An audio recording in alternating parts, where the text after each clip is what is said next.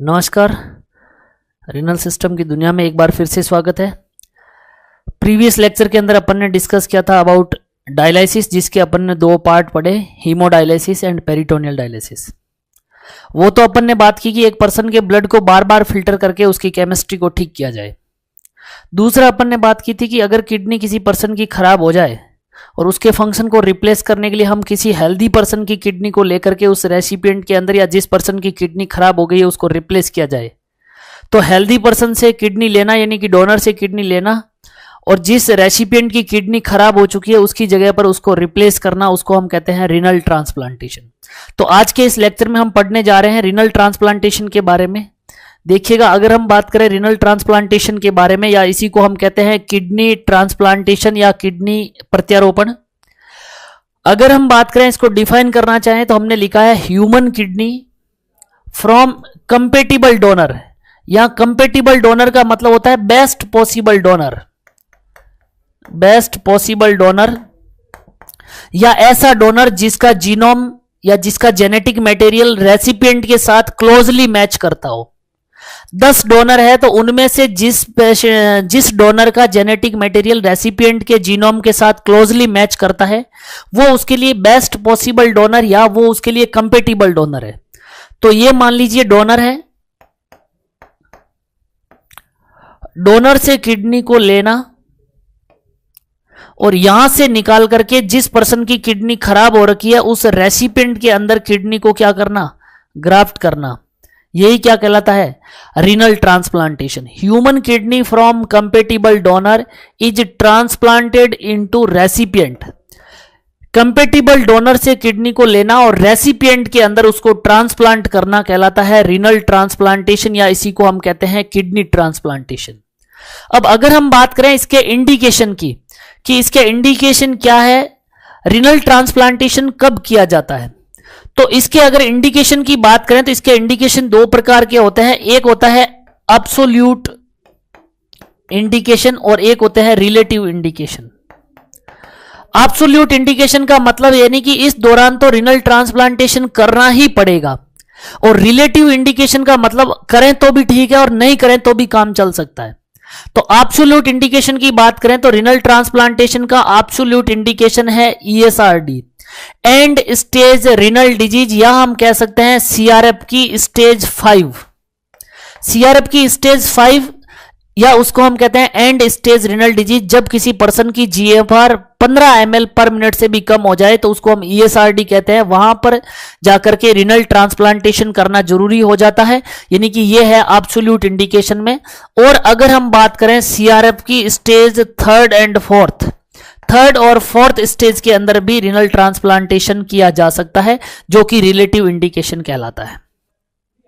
Renal transplantation या kidney transplantation का simple meaning, compatible donor या बेस्ट पॉसिबल डोनर से किडनी को लेना और रेसिपिएंट के अंदर ट्रांसप्लांट करना रीनल ट्रांसप्लांटेशन या किडनी ट्रांसप्लांटेशन कहलाता है।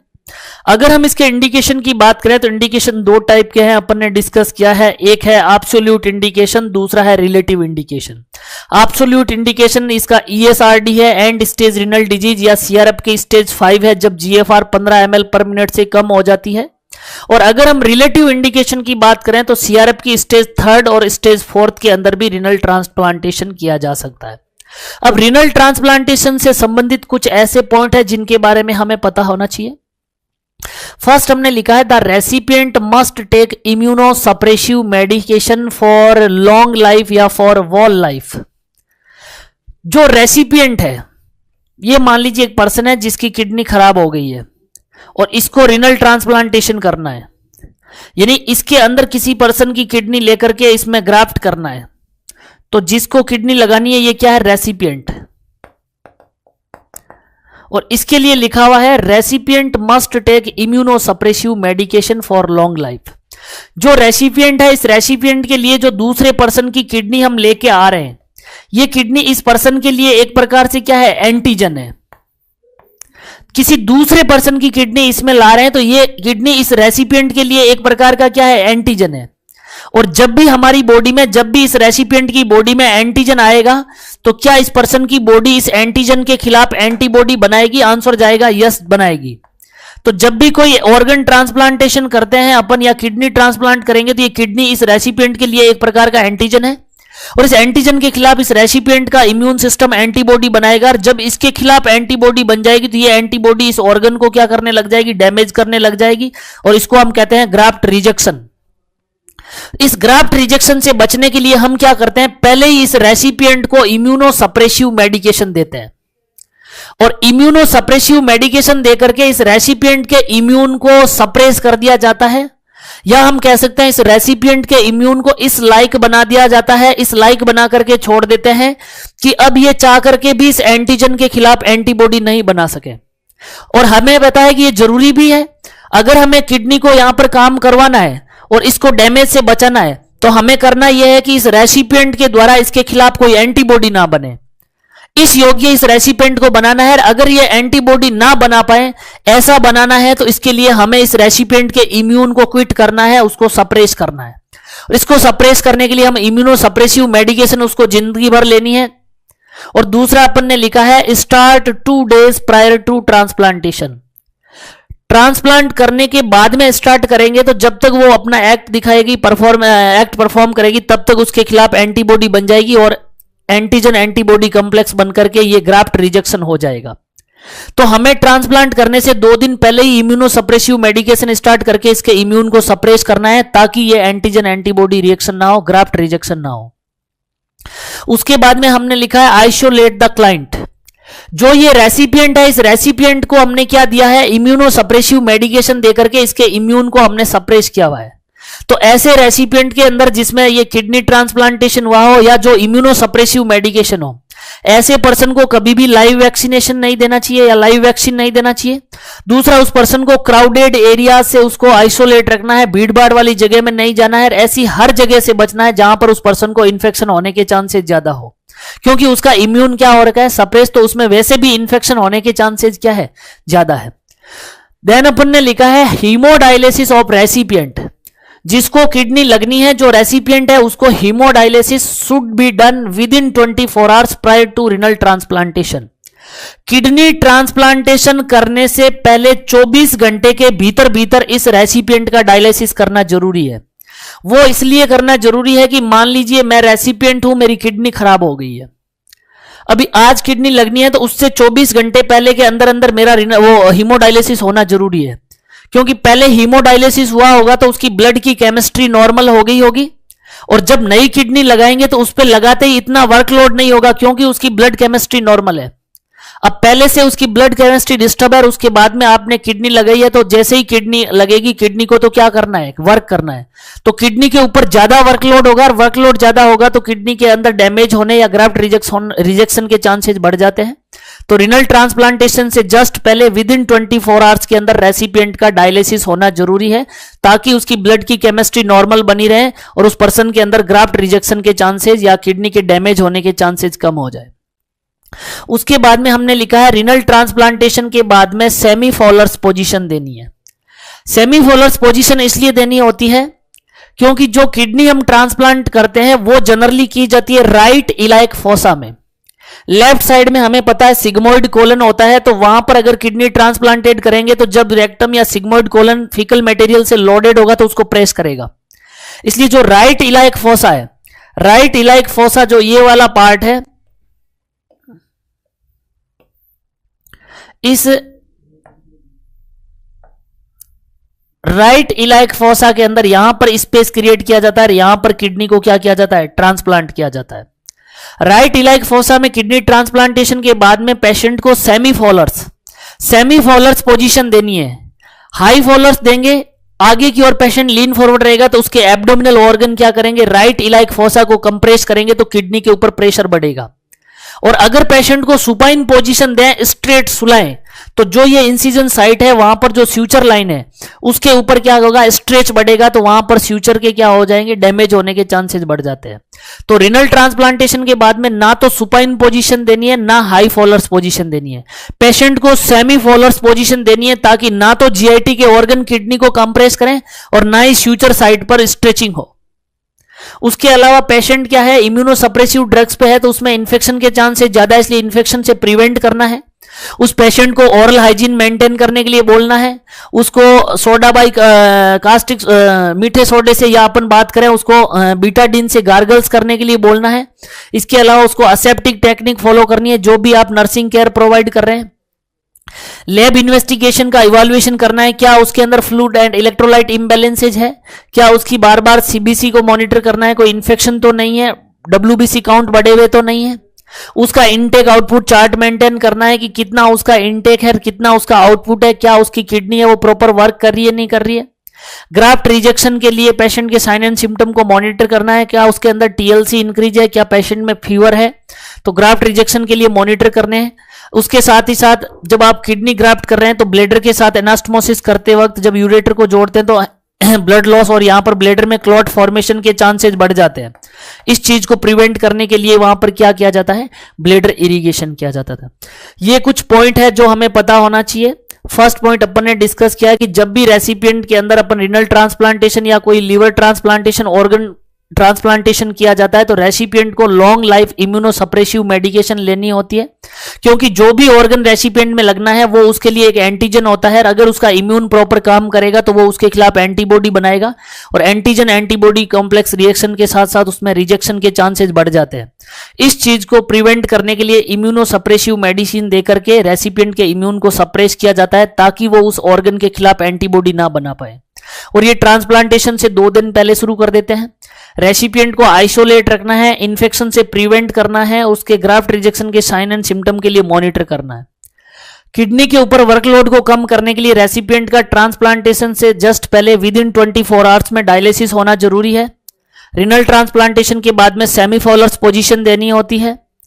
लैब इन्वेस्टिगेशन इवैल्यूएशन करना है, आईओ चार्ट मेंटेन करना है और ब्लेडर के अंदर क्लॉट फॉर्मेशन को प्रिवेंट करने के लिए ब्लेडर इरिगेशन करना है। Good oral hygiene, Betadine gargles करने के लिए पेशेंट को क्या करना है, इंस्ट्रक्ट करना है और नर्सिंग केयर प्रोवाइड करते वक्त स्ट्रिक्ट असेप्टिक टेक्निक फॉलो करनी है। उसके बाद में अगर हम नेक्स्ट बात करें तो देखिएगा, अगर हम बात करें टाइप्स ऑफ डोनर की, कि एक रेसिपिएंट तो है जिसके अंदर किडनी डैमेज हो गई है, उसको कौन कौन किडनी दे सकते हैं, वो किस किस पर्सन की किडनी ले सकता है। अगर हम बात करें डोनर की तो डोनर बेसिकली 2 टाइप के होते हैं, एक होते हैं लिविंग डोनर, एक होते हैं लिविंग डोनर और दूसरे टाइप के जो डोनर होते हैं उनको हम कहते हैं डिसीज्ड डोनर या उनको हम कहते हैं cadaver donor. First living donor है, दूसरा है कैडेवर डोनर या डिसीज डोनर जिसकी ब्रेन डेथ हो गई हो। अब ब्रेन डेथ या कैडेवर डोनर और पहला है लिविंग डोनर, तो इसमें अपन पहला डिस्कस कर रहे हैं जिसको अपन ने लिखा है लिविंग डोनर। लिविंग डोनर, और अगर हम लिविंग डोनर की बात करें तो लिविंग डोनर भी 2 प्रकार के हो सकते हैं। एक तो लिविंग रिलेटेड जिसका ब्लड बॉर्न रिलेशन है जिसका, और दूसरा है living non related. Living related के अंदर पेरेंट्स हो सकते हैं, उसके मदर फादर के अलावा अगर अपन बात करें सिस्टर ब्रदर या भाई बहन हो सकते हैं, और लिविंग नॉन रिलेटेड के अंदर उसके कोई भी फ्रेंड सर्किल से हो सकते हैं। तो 2 प्रकार के लिविंग डोनर है, एक तो जिसका उनके साथ ब्लड बॉर्न रिलेशन है या ब्लड रिलेशन है, लिविंग रिलेटेड डोनर कहलाते हैं। दूसरा जिनका ब्लड का रिलेशन नहीं है और लिविंग है, वो लिविंग नॉन रिलेटेड डोनर कहलाते हैं। अगर हम बात करें ये लिविंग रिलेटेड और नॉन रिलेटेड डोनर के भी कुछ क्राइटेरियाज होते हैं। इमोशनली वेलबींग होना चाहिए, ऐसा नहीं कि किडनी देने के लिए कंसेंट दे दिया और उसके बाद में रास्ते में चलते चलते उसके अंदर वो अनस्टेबल हो इमोशनली, मैंने क्यों यस कर दी, मैं मर जाऊंगा, मुझे कहां जरूरत थी, मैं ही पागल हूं जो किडनी देने के लिए तैयार हूं, इस प्रकार के विचार नहीं आने चाहिए। मेंटली वो स्टेबल होना चाहिए या इमोशनली वेलबींग होना चाहिए। उसकी उम्र 60 साल से कम होनी चाहिए, लेस देन 60 ईयर होनी चाहिए एज, क्योंकि 60 साल के बाद में किडनी में वैसे भी 1% नेफ्रॉन पर ईयर कम होते जाते हैं, तो बूढ़ी किडनी काम नहीं आएगी। 60 साल से कम एज होनी चाहिए डोनर की। इमोशनली वेलबींग होना चाहिए, नॉर्मल रीनल फंक्शन होने चाहिए, किडनी के प्रॉपर फंक्शन होने चाहिए, कोई मैलिग्नेंसी या कैंसर नहीं होना चाहिए, किसी प्रकार का blood borne infection, hepatitis B, C, HIV ये नहीं होने चाहिए। अगर हम बात करें उसके अंदर तो जो भी डायग्नोस्टिक क्राइटेरियाज है, जो भी उसके अंदर HLA या ह्यूमन ल्यूकोसाइट एंटीजन टेस्ट है, जो भी ब्लड ग्रुपिंग है, किट टेस्ट है, वो सारे के सारे उस क्राइटेरियाज को या डायग्नोस्टिक क्राइटेरियाज को वो कंप्लीट या फुलफिल करता हो। वो कहलाएगा इसके अंदर बेस्ट डोनर। अगर हम बात करें लिविंग डोनर, जिसमें दो टाइप के हैं, जिनका ब्लड का रिलेशन है लिविंग रिलेटेड डोनर, और जिनका ब्लड का रिलेशन नहीं है वो living non related donor. Emotionally wellbeing, less than 60 year of age, free from blood borne infection like HIV, HCV और हेपेटाइटिस बी। उसके साथ साथ अपने लिखा है डज रिलेटिव, फ्रेंड और एनी अननोन पर्सन हो सकता है जो कि हेल्दी किडनी है, जिसमें किडनी की किसी प्रकार की बीमारी नहीं है, मैलिग्नेंसी नहीं है, और वो डायग्नोस्टिक क्राइटेरियाज को क्या कर रहा हो, फुलफिल कर रहा हो। उसके बाद में सेकंड टाइप का जो डोनर अपन ने लिखा है उसको अपन ने लिखा है कैडेवर डोनर और डिसीज्ड डोनर। अगर हम बात करें कैडेवर डोनर या डिसीज डोनर, जिसको हम ब्रेन डेथ डोनर भी कहते हैं, दो प्रकार की डेथ होती है, एक होती है क्लिनिकल डेथ और एक होती है बायोलॉजिकल डेथ। एक होती है क्लिनिकल डेथ और एक होती है बायोलॉजिकल डेथ। क्लिनिकल डेथ के अंदर क्या होता है, हार्ट पंप करना बंद कर देता है, कार्डियक अरेस्ट हो गया। अगर किसी पर्सन का हार्ट पंप करना बंद कर दे, अरेस्ट हो गया, तो वो कहलाती है क्लिनिकल डेथ। और क्लिनिकल डेथ के अंदर अगर टाइम पर CPR दिया जाए तो कई बार पर्सन रिवाइव भी कर जाता है। Clinical death means heart arrest होना या हार्ट का पंपिंग करना बंद कर देना, और इसमें अगर टाइम पर उसको रिसक्सिटेशन या CPR मिल जाए तो पर्सन कई बार रिवाइव कर जाता है। और अगर क्लिनिकल डेथ हुई और उसके बाद में पर्सन रिवाइव नहीं किया गया तो 4 से 6 मिनट के भीतर भीतर उस पर्सन के अंदर बायोलॉजिकल डेथ हो जाती है। बायोलॉजिकल डेथ क्लिनिकल डेथ के बाद में भी हो सकती है, यानी कि फॉलोड बाय क्लिनिकल डेथ, या फिर biological death without clinical death भी हो सकती है। क्लिनिकल डेथ का मतलब है हार्ट का पंपिंग करना बंद कर देना, और इसको अगर CPR दिया जाए तो कई बार रिवाइव कर जाते हैं। अगर क्लिनिकल डेथ के बाद में पेशेंट रिवाइव नहीं होता है तो 4 से 6 मिनट के भीतर भीतर उस पर्सन की बायोलॉजिकल डेथ हो सकती है। बायोलॉजिकल डेथ क्लिनिकल डेथ के बाद में भी हो सकती है और biological death without clinical death भी हो सकती है। बायोलॉजिकल डेथ का मतलब होता है ब्रेन डेथ होना। अब अगर हम बात करें कि कैसे ये बिना क्लिनिकल डेथ के हो सकती है और कैसे ये क्लिनिकल डेथ के साथ होगी, एक पर्सन है जिसके अंदर क्लिनिकल डेथ हो गई, कार्डियक अरेस्ट हो गया, हार्ट ने पंपिंग करना बंद कर दिया, 4 से 6 मिनट तक अगर हार्ट ने ब्लड पंप करना बंद कर दिया तो ब्रेन को अगर 4 से 6 मिनट तक ऑक्सीजन नहीं मिले तो इरिवर्सिबल न्यूरॉन्स डैमेज हो जाता है, न्यूरोलॉजिकल डैमेज हो जाता है, या ब्रेन में इतने इरिवर्सिबल डैमेज हो जाते हैं कि उसके बाद में पर्सन का ब्रेन काम करना बंद कर देता है, तो वो कहलाती है ब्रेन डेथ या बायोलॉजिकल डेथ, जो कि क्लिनिकल डेथ के 4 से 6 मिनट बाद हो जाती है। और एक पर्सन में डायरेक्टली अगर हेड में कोई इंजरी हुई, ट्रॉमा हुआ, जिसके अंदर बायोलॉजिकल डेथ हो गई है लेकिन हार्ट अभी भी पंप कर रहा है, तो उसमें पर्सन क्लिनिकली डेथ नहीं हुई है, डायरेक्टली उसमें क्या हुआ है, बायोलॉजिकल डेथ। तो इसके अंदर ऐसे पर्सन जिसमें क्लिनिकल डेथ नहीं हुई है, पर्सन की बायोलॉजिकल डेथ हो गई हो, यानी कि पर्सन का हार्ट तो पंपिंग कर रहा है लेकिन उस पर्सन की ब्रेन डेथ हो गई हो, ऐसे डोनर जो होते हैं जिनकी ब्रेन डेथ हो गई हो वो कहलाते हैं कैडेवर डोनर या डिसीज्ड डोनर।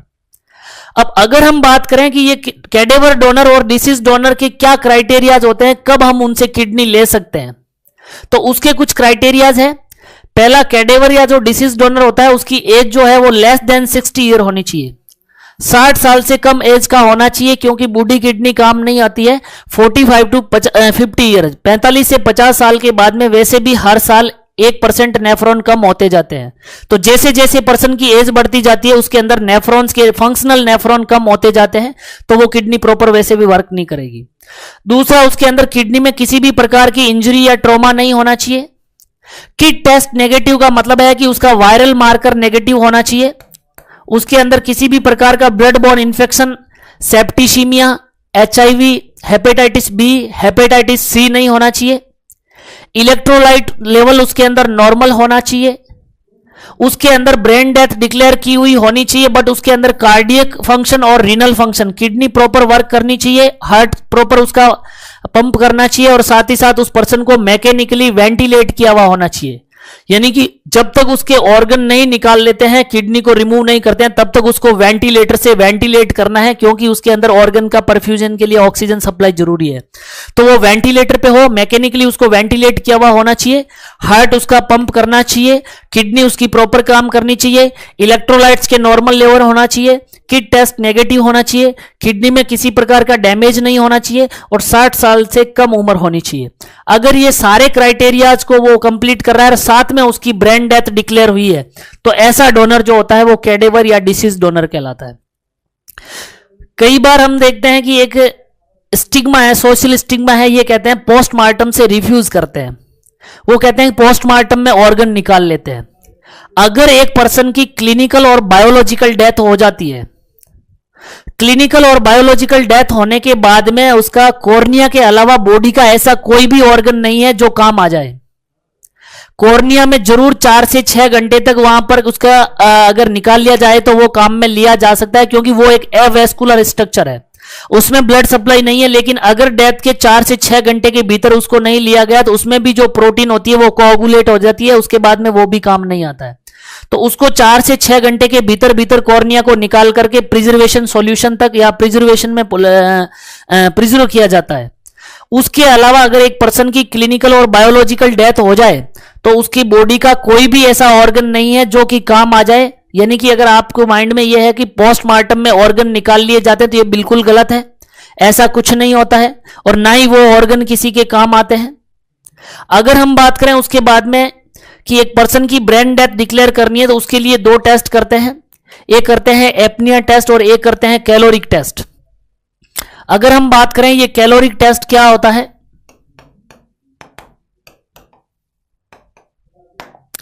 कैलोरिक टेस्ट के अंदर ईयर इरिगेशन किया जाता है और उसका देखा जाता है कि क्या क्रेनियल नर्व काम कर रही है। ईयर इरिगेशन के अंदर ये जो कैलोरिक टेस्ट होता है ये काउज का फॉर्मूला फॉलो करता है। C means cold, O means opposite, W means warm, S means same. जब हम ईयर इरिगेशन करते हैं नॉर्मली एक पर्सन के अंदर ये कैलोरिक टेस्ट में काउज का फॉर्मूला फॉलो करता है।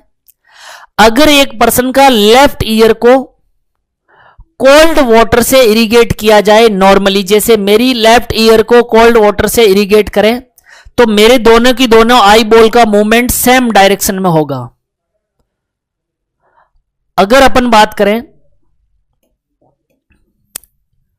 कैलोरिक टेस्ट की, कैलोरिक टेस्ट में अगर बात करें ईयर इरिगेशन की तो काउज का फॉर्मूला फॉलो करता है। अगर कोल्ड वाटर से ईयर को इरिगेट किया जाए तो जिस साइड का ईयर इरिगेट करेंगे उसके आई बॉल का मूवमेंट ऑपोजिट डायरेक्शन में होगा। मान लीजिए एक पर्सन का नॉर्मली लेफ्ट ईयर को आप कोल्ड वाटर से इरिगेट कर रहे हैं तो दोनों आई बॉल का मूवमेंट राइट साइड में होगा, ऑपोजिट डायरेक्शन में। और वार्म में सेम, अगर उस पर्सन के लेफ्ट ईयर को वार्म वाटर से इरिगेट करेंगे तो आई बॉल का मूवमेंट सेम डायरेक्शन में होगा, यानी कि ठंड से दूर भागेगा और गर्म की तरफ। Cold opposite, warm same. अगर इसी प्रकार से अगर राइट ईयर को कोल्ड वाटर से इरिगेट किया जाए तो आई बॉल का मूवमेंट लेफ्ट साइड में होगा, और अगर राइट ईयर को वार्म वाटर से इरिगेट किया जाए तो आई बॉल का मूवमेंट सेम डायरेक्शन में यानी कि राइट साइड में होगा। ये तो है एक नॉर्मल जिसकी क्रेनियल नर्व काम कर रही है, उसमें हम ईयर इरिगेट करते हैं और कैलोरिक टेस्ट करते हैं।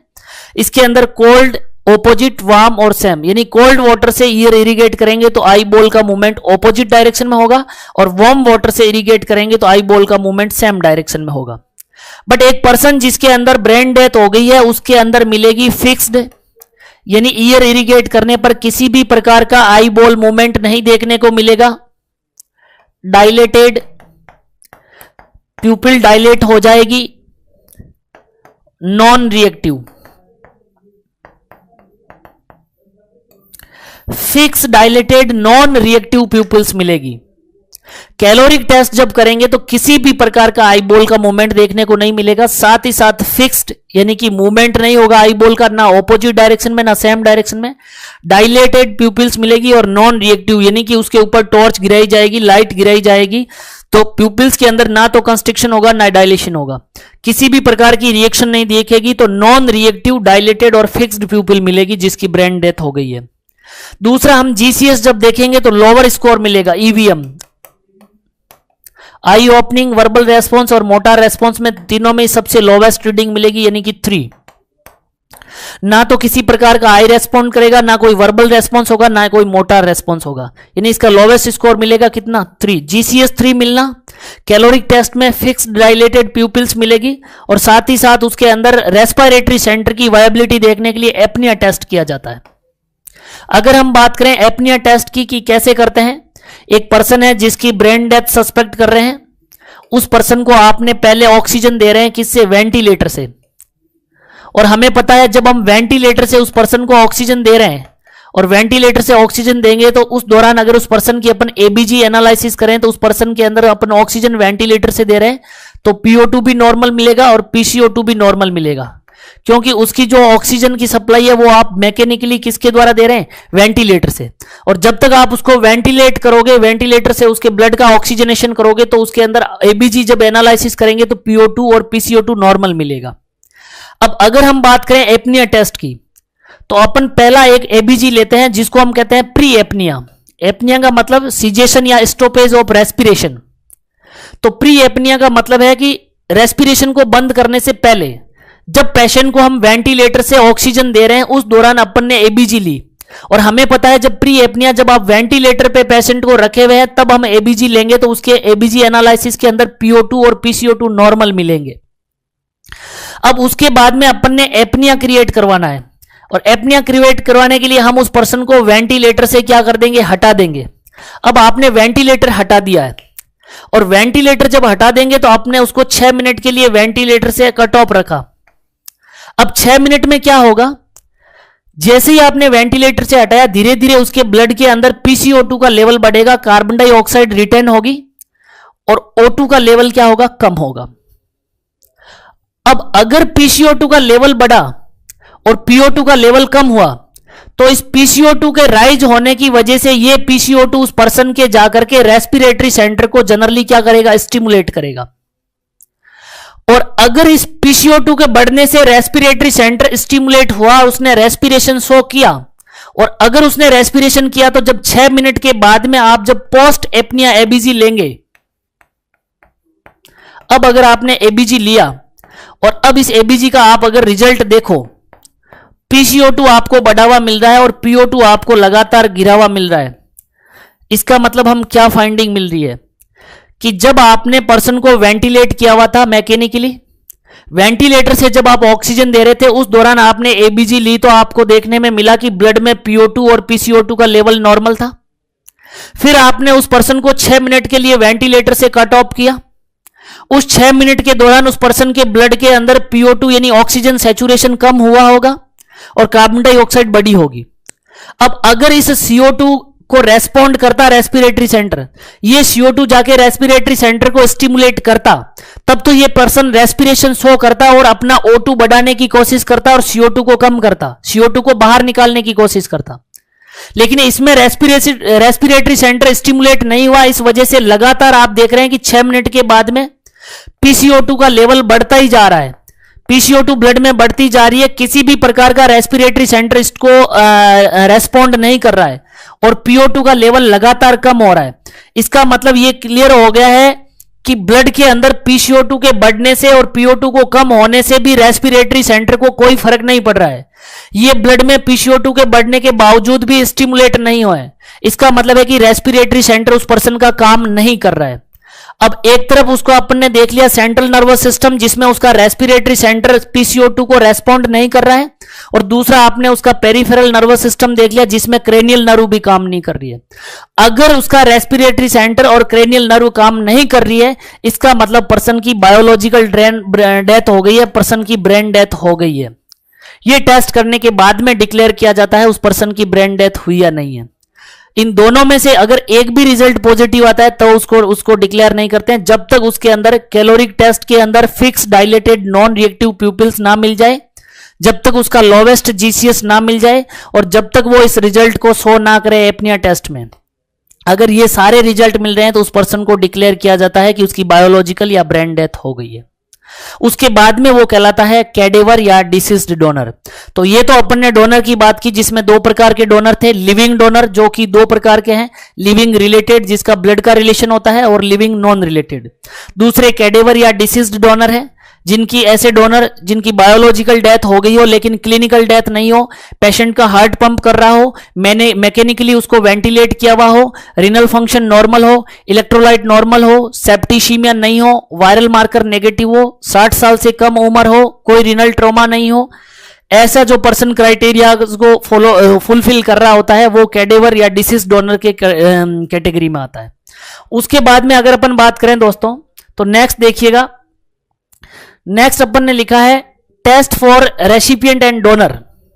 अब हमें रिनल ट्रांसप्लांटेशन करना है तो उससे पहले कुछ हमें डोनर के और कुछ रेसिपिएंट के टेस्ट करने हैं। पहला हमने लिखा है एबीओ ग्रुपिंग, एबीओ ग्रुपिंग करेंगे हम। दूसरा अपन ने लिखा है donor should have functional kidney at the time of donation, जो डोनर है उसकी किडनी प्रॉपर फंक्शन करें, किसी प्रकार का किडनी में डैमेज ना हो। नेक्स्ट अपन ने लिखा है donor should not have hepatitis B, C और एचआईवी इन्फेक्शन, जो डोनर है उसमें किसी भी प्रकार का blood borne infection, hepatitis B, hepatitis C और एचआईवी नहीं होना चाहिए, कम्युनिकेबल डिजीज नहीं होनी चाहिए और ना ही उसमें कोई मैलिग्नेंसी होनी, कैंसर नहीं होना चाहिए, कम्युनिकेबल डिजीज नहीं होनी चाहिए और साथ में वायरल मार्कर नेगेटिव होना चाहिए। डोनर की किडनी प्रॉपर काम करें, एबीओ ग्रुपिंग, और उसके साथ साथ अपन करते हैं एचएलए टेस्टिंग जिसको कहा जाता है human leukocyte antigen, human leukocyte antigen या इसी को कहा जाता है हिस्टोकम्पेटिबिलिटी या इसी को कहा जाता है लिम्फोसाइट इंडेक्स, लिम्फोसाइट इंडेक्स। अगर हम बात करें कि ये एचएलए क्या होता है तो देखिए ये जो डब्ल्यूबीसी है, डब्ल्यूबीसी का ये न्यूक्लियस और न्यूक्लियस के अंदर क्रोमोसोम होता है, इसके अंदर एक क्रोमोसोम होता है जिसको हम कहते हैं क्रोमोसोम नंबर 6। जितनी भी व्हाइट ब्लड सेल या डब्ल्यूबीसी है, डब्ल्यूबीसी का जो 6th नंबर क्रोमोसोम है उसकी जो शॉर्ट आर्म है, छोटी भुजा, उस शॉर्ट आर्म के ऊपर एक प्रोटीन का टुकड़ा पाया जाता है जिसको कहा जाता है human leukocyte antigen. 6th number chromosome जो होता है डब्ल्यूबीसी का उसकी शॉर्ट आर्म पर पाया जाता है ह्यूमन ल्यूकोसाइट एंटीजन और ये एंटीजन बेसिकली एक प्रोटीन का टुकड़ा है। अब जैसे ही किसी पर्सन की किडनी लेंगे हम और किडनी लेकर के रेसिपिएंट के बॉडी में लगाएंगे तो रेसिपिएंट के लिए ये क्या है, एंटीजन है। और इस एंटीजन की अगर अपन बात करें तो ये रेसिपिएंट का एंटीजन है, उसके साथ ही साथ उसके अंदर अपन बात करें तो ये एचएलए आएगा, रेसिपिएंट की बॉडी में ये एचएलए ये एंटीजन आएगा। तो रेसिपिएंट की जो प्लाज्मा है उस प्लाज्मा के अंदर या ब्लड के अंदर हमें पता क्या है, एंटीबॉडी है। तो वो क्या करेंगे, इस एचएलए जो आया है या जो एंटीजन आया इस एंटीजन के खिलाफ एंटीबॉडी बनाएंगे।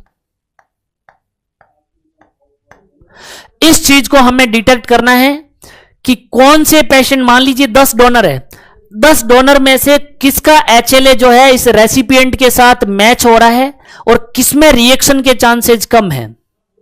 इसको हम चेक करने के लिए जो टेस्ट करते हैं उसको हम कहते हैं HLA test, human leukocyte antigen test, HLA test. Clear है। पहला human leukocyte antigen test, lymphocyte index या हिस्टोकम्पेटिबिलिटी। इस हिस्टोकम्पेटिबिलिटी या एचएलए टेस्ट को किया जाता है for best possible donor, for best possible donor. अब अगर मैं आपसे पूछूं कि बेस्ट पॉसिबल डोनर के अंदर मान लीजिए एक रेसिपिएंट है, उसके लिए 10 डोनर अवेलेबल है, 10 डोनर अवेलेबल है, उनमें से 2 तो है कैडेवर डोनर और 8 है लिविंग डोनर। 10 डोनर अवेलेबल है, उनमें से 2 तो कैडेवर डोनर है और 8 लिविंग डोनर है। कितना भी हम देख लें तो एक लिविंग पर्सन की किडनी जितना काम करती है उतना कैडेवर की किडनी काम नहीं कर पाती है। तो हम कह सकते हैं ये तो यहीं पर कट गए, ये बेस्ट है। अब 8 लिविंग में से 2 है उसके नॉन रिलेटेड फ्रेंड सर्किल वाले और 6 है रिलेटेड। अब लिविंग में भी अगर हम बात करें तो जो नॉन रिलेटेड है उनसे उसके रिलेटेड बेस्ट होंगे, क्योंकि जो रिलेटेड जिनका ब्लड का रिलेशन है उनका जेनेटिक मटेरियल इसके ज्यादा करीब होगा। तो इनमें से ये कट गए, नॉन रिलेटेड है। अब इसके 6 है वो रिलेटेड है। 6 रिलेटेड के अंदर से भी अगर अपन बात करें तो 2 तो है इसके चाचा ताऊ के लड़के, कजन, और 4 है इसके brother sister, real brother sister. 2 cousin brothers है और 4 उसके ब्रदर सिस्टर रियल है। तो ये कट गए क्योंकि इनका जीनोम ज्यादा ठीक होगा, इसके साथ मैच कर रहा होगा। अब बात यहां पर फंस गई है कि टोटल 10 डोनर थे, उनमें से 2 कैडेवर थे, 8 लिविंग थे, तो 8 लिविंग का लेना उचित समझा क्योंकि ये बेस्ट होंगे। उनमें से 2 नॉन रिलेटेड थे तो वो कट गए, 6 रिलेटेड है। 6 रिलेटेड में भी 4 उसके हैं जो इनका ब्लड का रिलेशन है और चारों उनके भाई बहन हैं। अब इनमें से किसकी किडनी लें? इसमें से किसकी किडनी लेने के लिए हम HLA टेस्ट करते हैं। अब HLA टेस्ट में क्या करते हैं, सबसे पहले इसके अंदर किया जाता है lymphocyte cross match. Lymphocyte cross match, lymphocyte cross match जो है इसके अंदर क्या करते हैं, ये रेसिपिएंट है, रेसिपिएंट का प्लाज्मा है, रेसिपिएंट का ये प्लाज्मा है, मान लीजिए ये रेसिपिएंट का प्लाज्मा है। प्लाज्मा में क्या होगी, एंटीबॉडी होगी। और ये चारों डोनर हैं, ये डोनर है चारों। तो इन चारों डोनर की बी और टी लिम्फोसाइट को, बी और टी लिम्फोसाइट, बी और टी लिम्फोसाइट, बी और टी लिम्फोसाइट को इसके अंदर डाला जाता है रेसिपिएंट के। पहले मान लीजिए डोनर नंबर 1 की बी और टी लिम्फोसाइट को यहां पे डाला, इसमें रिएक्शन हो गई, ये तो कट गया। अब इस नंबर 2 की बी और टी लिम्फोसाइट डाला, इसमें कोई रिएक्शन नहीं हुई, इसका मतलब ये ठीक है। तीसरे नंबर की भी बी और टी लिम्फोसाइट को इसमें डाला, कोई रिएक्शन नहीं हुई, इसका मतलब ये भी ठीक है। इसकी बी और टी लिम्फोसाइट को इसमें डाला, इसमें कोई रिएक्शन नहीं हुई, इसका मतलब ये ठीक है। अब लिम्फोसाइट क्रॉस में जब किया तो फर्स्ट नंबर का उसका जो ब्रदर था उसकी बी और टी लिम्फोसाइट को उसके प्लाज्मा के साथ मिक्स किया तो रिएक्शन हो गई, यानी कि इसमें एंटीबॉडी बन गई, ये तो नहीं चलेगा, ये कट गया। लेकिन बाकी 2, 3 और 4 इन तीनों के साथ कोई रिएक्शन नहीं हुई, यानी कि अभी तक तो तीनों की किडनी ले सकते हैं। अब और कैसे अलग करें इनमें कि बेस्ट कौन सा होगा। उसके बाद में क्या किया जाता है,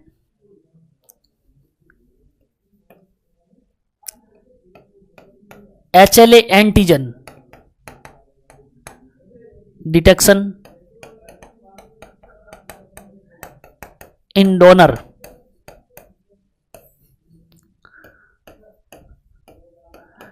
एंटी HLA एंटीबॉडी डिटेक्शन। अब HLA एंटीजन डिटेक्शन के अंदर क्या किया जाता है कि ये मान लीजिए WBC थी, ये न्यूक्लियस था, इसके अंदर मान लीजिए 6 नंबर के क्रोमोसोम के ऊपर ये प्रोटीन का टुकड़ा था जिसका नाम है HLA, human leukocyte antigen protein. ये प्रोटीन जो होती है ये कम से कम 6 से लेकर के 12 HLA मार्कर होते हैं, 6 से लेकर 12 HLA मार्कर होते हैं। HLA A, A2, B, B2, C, C2, DP, DQ, DR। इस प्रकार से इनमें देख लेते हैं कि इसमें HLA मान लीजिए ये नंबर 1, 2 वाला था, इसमें कितने HLA मार्कर है। 3 वाले में देख लेते हैं कि कौन कौन से HLA मार्कर है, और 4 वाले में देख लेते हैं कौन से HLA मार्कर है या कौन से एंटीजन है।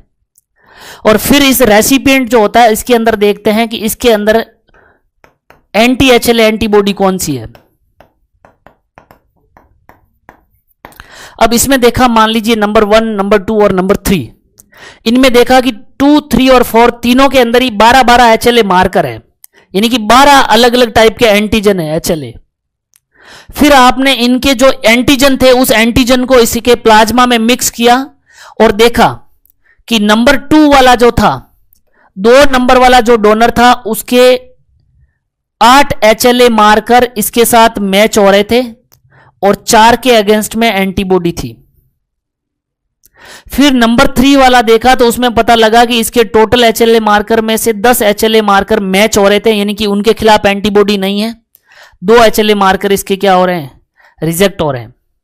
फिर नंबर 4 वाले का देखा तो उसमें देखा कि टोटल 12 में से 11 एचएलए एक जैसे है, मैच हो रहे हैं, यानी कि इसमें एंटीबॉडी नहीं है उसके खिलाफ। सिर्फ एक एचएलए ऐसा है, एक एचएलए मार्कर ऐसा है जिसके खिलाफ एंटीबॉडी है। तो अगर हम देखें तो नंबर 2 वाले के 8 एचएलए मैच है, सेम है, 4 के खिलाफ ये एंटीबॉडी बनाएगा। नंबर 3 के 10 एचएलए एक जैसे हैं, 2 के खिलाफ ये एंटीबॉडी बनाएगा। और नंबर 4 के 11 एचएलए एक जैसे हैं, यानी उसके खिलाफ एंटीबॉडी नहीं है, मात्र एक एचएलए मार्कर के खिलाफ ये एंटीबॉडी बनाएगा। तो क्या मैं कह सकता हूं कि अगर ये नंबर 4 वाले की किडनी लें हम, तो इसमें रिजेक्ट होने के चांसेस सबसे कम है।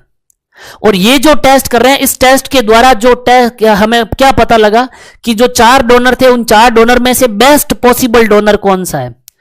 उस बेस्ट पॉसिबल डोनर का पता लगाने के लिए जो हम टेस्ट करते हैं उसी को हम क्या कहते हैं, एचएलए टेस्ट कहते हैं, या उसी को हम ह्यूमन ल्यूकोसाइट एंटीजन टेस्ट कहते हैं, या इसी को हम हिस्टोकम्पेटिबिलिटी, या इसी को हम लिम्फोसाइट क्रॉस मैच कहते हैं। ये हमने पता लगा लिया एचएलए टेस्ट से कि बेस्ट पॉसिबल डोनर कौन सा है। उसके बाद में अगर अपन बात करें, ये अपन ने टेस्ट कर लिया, एबीओ ग्रुपिंग कर ली, नॉर्मल किडनी है उस डोनर की, उसके अंदर कोई कम्युनिकेबल डिजीज नहीं है, मैलिग्नेंसी नहीं है, ब्लड बॉर्न इन्फेक्शन नहीं है, एचएलए टेस्ट कर लिया। उसके बाद में अगर हम नेक्स्ट बात करें दोस्तों, तो उसके बाद में देखिएगा अपन ने लिखा है वार्म स्टेमिक टाइम और कूलिंग टाइम। अब डिसाइड हो गया कि ये मान लीजिए एक पर्सन है जो डोनर है या बेस्ट पॉसिबल डोनर है, और ये मान लीजिए रेसिपिएंट है जिसमें किडनी ट्रांसप्लांट करनी है। अब इस डोनर से किडनी निकालनी है और इस रेसिपिएंट के अंदर ट्रांसप्लांट करनी है। इस डोनर से मान लीजिए ये किडनी है, और इस किडनी की क्या है, ये ब्लड सप्लाई है।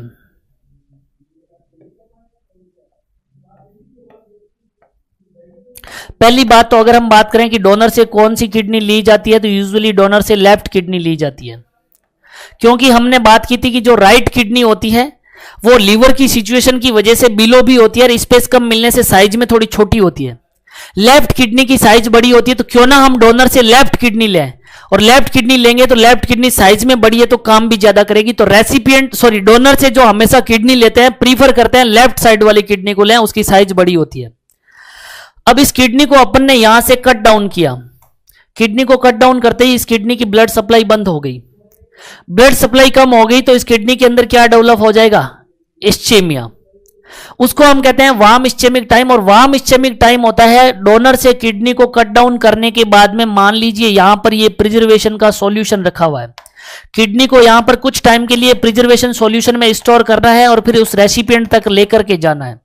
तो इस सॉल्यूशन के अंदर किडनी को पहुंचाने तक का टाइम, वार्म इस्चेमिक टाइम का मतलब होता है the time between stoppage of renal perfusion into donor and cooling of kidney.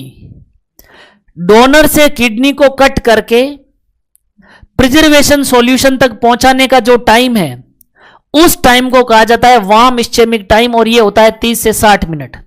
यानी डोनर से किडनी को कट डाउन करके वैसे तो कोशिश की जाती है जितना जल्दी हो सके इस सॉल्यूशन में पहुंचाए और इसका परफ्यूजन वापस स्टार्ट किया जाए, लेकिन फिर भी अगर 30 से 60 मिनट के भीतर भीतर डोनर से किडनी को कट करके इस सॉल्यूशन तक पहुंचा दिया जाए तो किडनी अपने फंक्शन मेंटेन कर लेती है। इसको हम कहते हैं वार्म इस्चेमिक टाइम।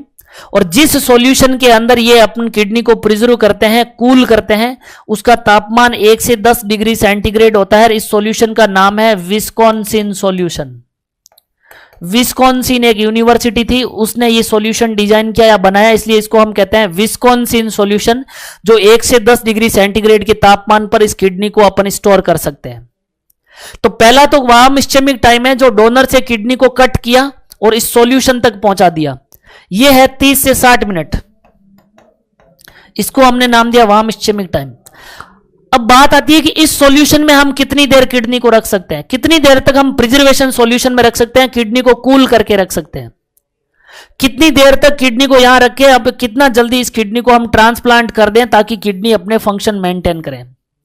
अगर हम कूलिंग टाइम की बात करें, जिसको हम प्रिजर्वेशन टाइम भी कहते हैं, कि किडनी को 24 से लेकर के 48 घंटे और ज्यादा से ज्यादा 72 घंटे तक हम प्रिजर्व कर सकते हैं। 72 मैक्सिमम 72 घंटे तक हम इसको इस प्रिजर्वेशन सॉल्यूशन में रख सकते हैं। इससे ज्यादा रखेंगे तो किडनी में डैमेज हो जाएगा और इरिवर्सिबल डैमेज होगा तो नेफ्रॉन काम करना बंद कर देंगे। यानी कि प्रिजर्वेशन सॉल्यूशन के अंदर कूलिंग टाइम अगर अपन बात करें तो वो होता है मैक्सिमम 72 आवर्स, जनरली हम बात करें तो 24 से 48 घंटे। 72 आवर्स के भीतर भीतर किडनी को कहां पहुंचाना होता है, रेसिपिएंट के अंदर ले जाकर के उसको ग्राफ्ट करना होता है। यह कहलाता है कूलिंग टाइम। क्लियर है? तो दोनों चीज क्लियर है। वार्म इस्चेमी का टाइम है डोनर से किडनी को कट करके इस प्रिजर्वेशन सॉल्यूशन तक किडनी को पहुंचाना, और इसमें हम कितनी देर रख सकते हैं वो है कूलिंग टाइम। 1 से 10 डिग्री सेंटीग्रेड तापमान पर विस्कॉन्सिन सॉल्यूशन या हाइपर ऑस्मोलर सिट्रेट में रखते हैं, और इसको हम 24 से 48 घंटे या मैक्सिमम 72 घंटे तक या 72 आवर्स तक रख सकते हैं। उसके बाद में अगर अपन नेक्स्ट डिस्कस करें,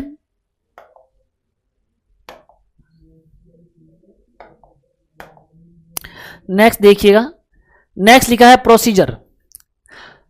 kidney is grafting into the right iliac fossa of recipient and connected with external iliac artery and external iliac vein and ureter with urinary bladder.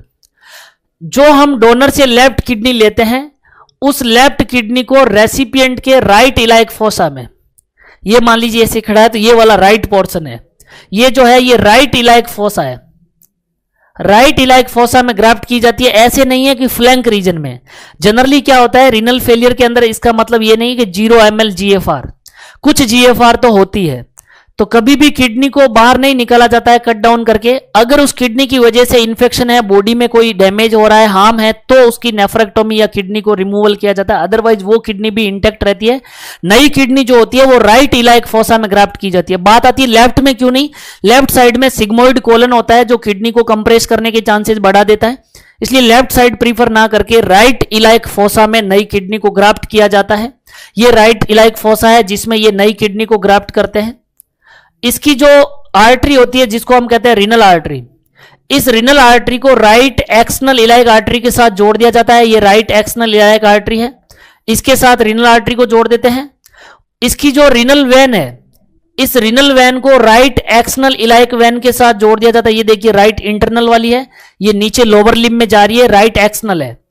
तो रिनल आर्टरी को तो राइट एक्सटर्नल इलाइक आर्टरी के साथ जोड़ दिया, anastomosis कर दिया। Renal vein को राइट एक्सटर्नल इलाइक वेन के साथ जोड़ दिया, और जो इस किडनी का यूरेटर है, इस यूरेटर को यूरिनरी ब्लैडर के साथ जोड़ दिया। अब उस पर्सन का केयूबी एक्सरे आप जब करवाओगे तो उस पर्सन में आप देखोगे कि 2 तो उसकी नॉर्मल किडनीज होगी, और ये जो आपने तीसरी जोड़ी है ये थर्ड होगी। 3 किडनी देखने को मिलेगी, 3 यूरेटर देखने को मिलेगा और 1 यूरिनरी ब्लैडर देखने को मिलेगा। तो इस प्रकार से किडनी को राइट इलाइक फोसा में ग्राफ्ट किया जाता है।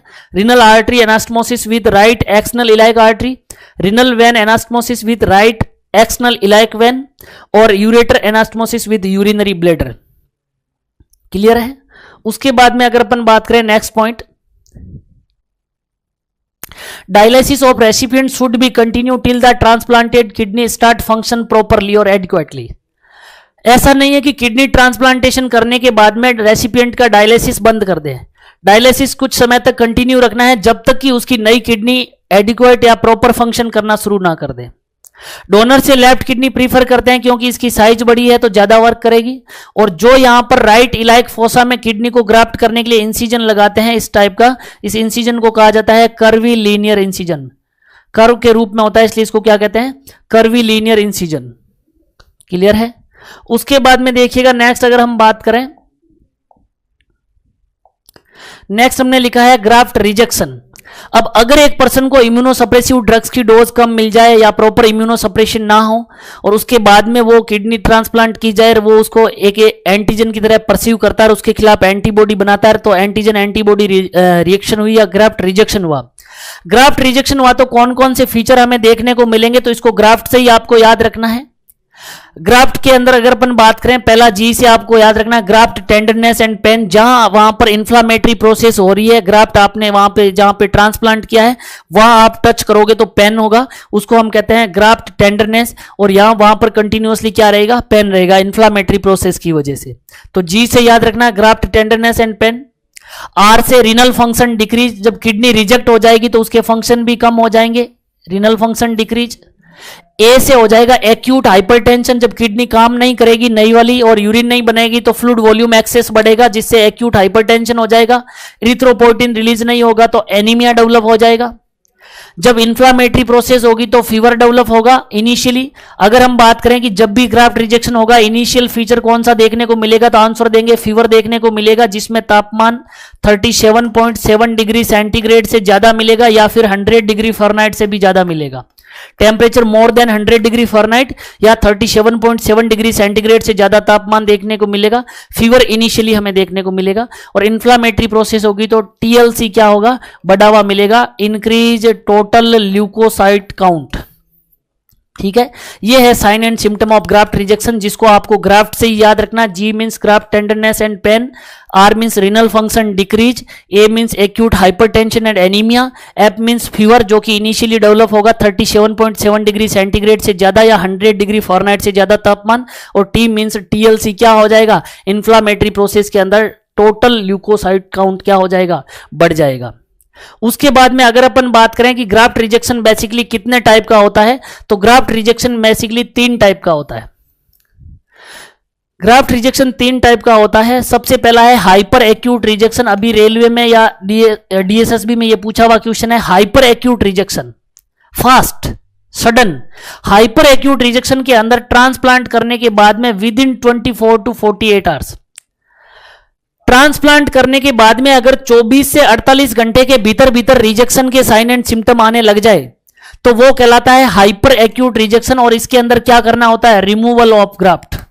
जो आपने ग्राफ्ट किया है उसको क्या करना पड़ेगा, रिमूव करना पड़ेगा। हाइपर एक्यूट रिजेक्शन ट्रांसप्लांटेशन के या ग्राफ्ट करने के 24 से 48 घंटे के भीतर भीतर डेवलप हो जाता है, और इसमें हमें किडनी को क्या करना पड़ेगा, बाहर निकालना पड़ेगा, removal of kidney.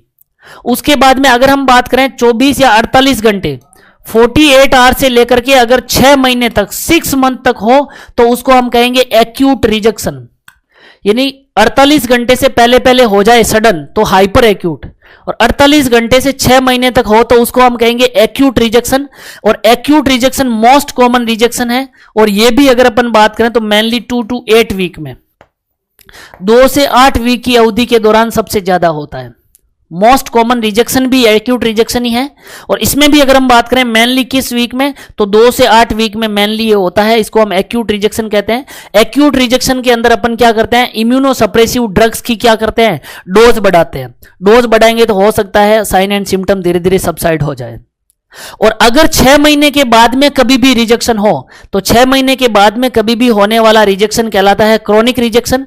Chronic rejection के अंदर सिम्टोमेटिक ट्रीटमेंट देना होता है, इम्यूनोसप्रेसिव ड्रग्स की डोज बढ़ानी होती है, और जरूरत पड़ती है तो रीट्रांसप्लांटेशन करना पड़ता है।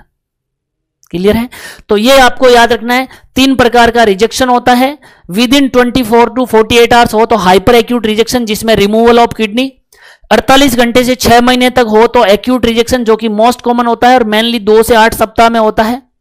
और अगर 6 महीने के बाद में रिजेक्शन हो रहा है तो उसको हम क्रोनिक रिजेक्शन कहते हैं, जिसके अंदर increase dose of immunosuppressive medication, उसके अंदर सिम्टोमेटिक ट्रीटमेंट, और जरूरत पड़ी तो रीट्रांसप्लांटेशन करना होता है। तो ये अपन ने बात की है रिनल ट्रांसप्लांटेशन के अंदर, जिसमें अपन ने बात की थी कि बेस्ट पॉसिबल या कंपेटिबल डोनर से किडनी को लेना और रेसिपिएंट के अंदर ट्रांसप्लांट करना रिनल ट्रांसप्लांटेशन कहलाता है। एब्सोल्यूट इंडिकेशन इसका ईएसआरडी या सीआरएफ की स्टेज 5 है, जबकि रिलेटिव इंडिकेशन में सीआरएफ की स्टेज 3rd and 4 है। उसके बाद में कुछ फैक्ट्स अपन ने पढ़े, देन अपन ने पढ़े कि कौन कौन से टेस्ट इसके अंदर करेंगे, देन अपन ने पढ़े कि डोनर कितने टाइप के होते हैं। लिविंग डोनर, उसमें 2 टाइप के, लिविंग रिलेटेड और नॉन रिलेटेड। कैडेवर या डिसीज डोनर, उसमें अपन ने पढ़ा कैलोरिक टेस्ट और एपनिया टेस्ट। उसके बाद में अपन ने टेस्ट में एबीओ ग्रुपिंग, वायरल मार्कर, हिस्टोकम्पेटिबिलिटी या एचएलए टेस्ट पढ़ा। देन अपन ने बात की कि इसमें 2 टाइमिंग होते हैं, वार्म स्टेमिक टाइम क्या होता है, कूलिंग टाइम क्या होता है। देन अपन ने बात की कि कौन से सॉल्यूशन में प्रिजर्व करते हैं, 1 से 10 डिग्री सेंटीग्रेड विस्कॉन्सिन सॉल्यूशन। फिर हमने प्रोसीजर की बात की कि राइट इलाइक फोसा में ग्राफ्ट करते हैं, डोनर से लेफ्ट किडनी जनरली लेते हैं। इसमें हमने बात की कि कर्वीलिनियर इंसिजन देते हैं और आफ्टर रिनल ट्रांसप्लांटेशन के सेमीफोलर्स पोजीशन देनी है। प्रोसीजर के दौरान इसकी कॉम्प्लिकेशन की बात करें तो हेमरेज हो सकता है, क्योंकि मेजर ये ऑपरेटिव प्रोसीजर है। साथ में इसमें renal artery stenosis, thrombosis, renal vein stenosis, thrombosis, infection हो सकता है। देन अपन ने ग्राफ्ट रिजेक्शन की बात की, जिसमें ग्राफ्ट से याद रखना है, G means graft tenderness and pain, R means renal function decrease, A means acute hypertension और एनीमिया, एफ मींस फीवर जो कि इनिशियली डेवलप होता है, टी मींस टीएलसी इंक्रीज। फिर हमने बात की कि 3 प्रकार का ग्राफ्ट रिजेक्शन होता है, जिसमें हाइपर एक्यूट रिजेक्शन और क्रोनिक रिजेक्शन।